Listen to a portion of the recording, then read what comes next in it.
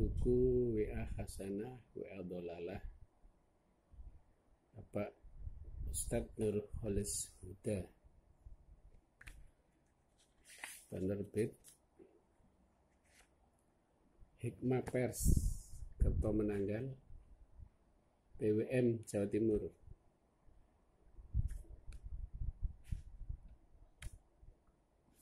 Kekuatan kata. Suatu hari, istri saya kirim SMS memberitahu akan menghadiri pengajian rutin yang diselenggarakan ibu-ibu. Biasanya saya balas, ya hati-hati. Namun kali ini saya tambah dengan satu kata lagi, ya hati-hati sayang. Istri saya memberi reaksi cepat dengan membalas SMS serupa. Terima kasih sayang, balasnya. Kata sayang rupanya sangat berarti baginya. Saya bayangkan ketika dia membalas SMS itu, tentu dengan wajah cerah, gembira, dan tersenyum. Lalu saya bayangkan sebaliknya. Seandainya saya balas dengan kalimat berikut ini, tentu reaksinya akan jauh berbeda. Kok keluar rumah terus sih ketika suami tidak ada? Mungkin dia tak sudi membalas SMS saya seperti itu. Mungkin membalas dengan kalimat kasar. Sekurang-kurangnya tidak ada nada mesra. Dan nanti ketika bertemu di rumah, mungkin wajah cemberut masih tersisa. Ini sekedar contoh kecil bahwa kata punya kekuatan. The power of words. Punya pengaruh pada jiwa seseorang. Bahkan bisa berpengaruh besar. Jika satu kata saja bisa berpengaruh, apalagi sebuah kalimat kumpulan dari beberapa kata. Tentu pengaruh kalimat lebih besar lagi. Kalimat-kalimat positif akan berpengaruh positif pada jiwa dan perilaku seseorang. Sebaliknya, kalimat negatif akan berpengaruh negatif pula. Pesan-pesan seorang dokter akan sangat berkesan kepada pasiennya. Perintah atau larangannya akan didengar. Maka dokter yang arif akan selalu ingat bahwa kata-katanya punya kekuatan. Dia akan bicara secara terukur. Kalimat yang baik menghasilkan kebaikan. Sebaliknya, kalimat yang menyebarkan kebencian, kebohongan, dendam, marah, dan iri hati akan menghasilkan sikap jiwa dan perilaku yang merusak. Pada zaman Rasulullah SAW, para penyair punya peran besar mempengaruhi pandangan publik. Maka para tokoh Quraisy sering menggunakan sejumlah penyair untuk menghina dan melecehkan Islam lewat syair-syair mereka. Untuk itu, mereka mendapat imbalan mahal. Dalam waktu singkat, syair kebencian itu sudah tersebar luas di masyarakat. Banyak yang menghafalkan, lalu diajarkan kepada anak-anak mereka. Dari kalangan Muslim, banyak juga para penyair yang menciptakan syair untuk dakwah. Misalnya, Ka'ab bin Zuhair, Abdullah bin Rawaha, Hasan bin Thabit. Mereka ikut pergi ke medan perang, bertugas mengumandangkan kalimat-kalimat indah untuk memberi semangat kepada para pejuang. Abdullah bin Rawaha adalah penyair ulung, sekaligus komandan dalam perang yang dipandai memainkan senjata. Dia akhirnya mati syahid. Pada detik-detik menjelang kematiannya, dia masih sempat menulis syair yang menyatakan merasa bangga bisa mati syahid seperti sahabat-sahabat sebelumnya. 6 macam komunikasi Islami. Dalam Al-Quran ada surat yang diberi nama Asy-Syu'ara, para penyair. Ini menunjukkan peran penting para penyair dalam perkembangan syiar Islam. Senjata penyair adalah kata-katanya yang indah, yang mampu menyentuh hati atau menggelorakan semangat juang. Dalam Al-Quran ada sejumlah ayat yang menyebut tentang penyair, seperti dalam surat 26 ayat 224 hingga 227, Quran surat 36 ayat 29, Quran surat 69 ayat 41. Al-Quran mengelompokkan dua macam penyair. Pertama, penyair yang sesat dan diikuti orang-orang yang sesat.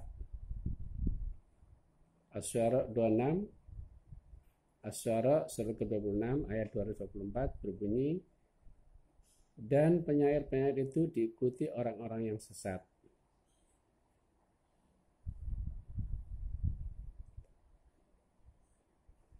Sedangkan penyair kelompok kedua kebalikan dari kelompok pertama, yaitu penyair yang membela kebenaran. Asy-Syu'ara surat ke-26 ayat 227, kecuali para penyair yang beriman dan beramal soleh dan banyak menyebut nama Allah. Jadi, kata-kata mempunyai kekuatan dan menjadi faktor penting mempengaruhi seseorang.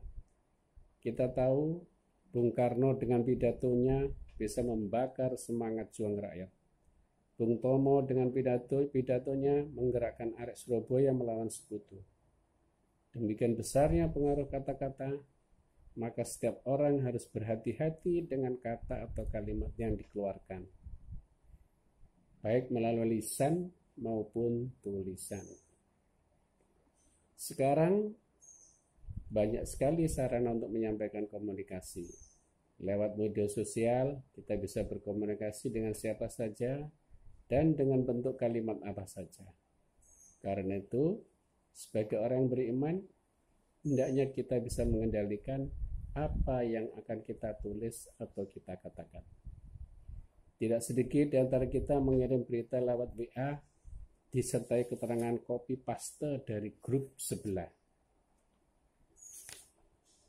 Kalimatnya panjang, ada gosip, ada kebencian, lalu diakhiri dengan kalimat, tolong apakah berita ini benar? Tolong sebarkan kalau Anda merasa cocok. Mestinya kalau dia sendiri ragu pada kebenaran berita itu, maka janganlah disebarluaskan. Sebelum menyebarkan suatu berita, bertanyalah kepada diri sendiri, apakah berita ini benar? Jika ragu, apalagi tahu tidak benar, maka stop, jangan disebarkan. Kalau ternyata benar, pertanyaan berikutnya, apakah berita ini bermanfaat bagi kebaikan banyak orang? Kalau jawabnya ragu, maka jangan kirim. Apalagi diperkirakan tidak ada manfaatnya. Tidak setiap berita harus disebarluaskan. Cukup sempurna dosa bagi orang yang menyebarkan semua yang didengarnya. Jika kita memberi komentar pada tulisan seseorang yang menggunakan kalimat kasar, bahasa dengan nada kebencian, maka pesan Al-Quran, jangan kita balas dengan bahasa kebencian dan kemarahan pula. Sebab, jika kita menjawab dengan kalimat kasar, marah atau caci maki, maka orang itu akan membalas kita dengan kalimat yang lebih buruk, lebih tidak terkendali, dan lebih membabi buta. Kita menjadi tidak berbeda dengan mereka, sama-sama kasar, sama-sama emosional. Al-Quran mengingatkan dalam surat Al-An'am, surat ke-6, ayat 108. Artinya, dan janganlah kalian memaki sesembahan selain Allah yang mereka sembah, karena mereka nanti akan memaki Allah dengan melampaui batas tanpa pengetahuan. Demikianlah kami jadikan setiap umat menganggap baik setiap pekerjaannya. Dari Al-Quran kita dapat sebutkan 6 macam komunikasi yang islami atau 6 macam qaulan, ucapan, yaitu cara komunikasi paling tua. 6 macam itu ialah qaulan sadida, qaulan ma'rufa, qaulan layyinah, qaulan baligha, qaulan maysura, qaulan karima. Ada kata qaulan yang tidak dimasukkan di sini karena tidak termasuk komunikasi antar orang per orang, yaitu qaulan fakilan. Artinya ucapan berbobot. Yang dimaksud dengan ucapan berbobot adalah wahyu, bukan perkataan orang kepada orang lain, melainkan itu adalah firman Allah. Secara singkat, 6 komunikasi ini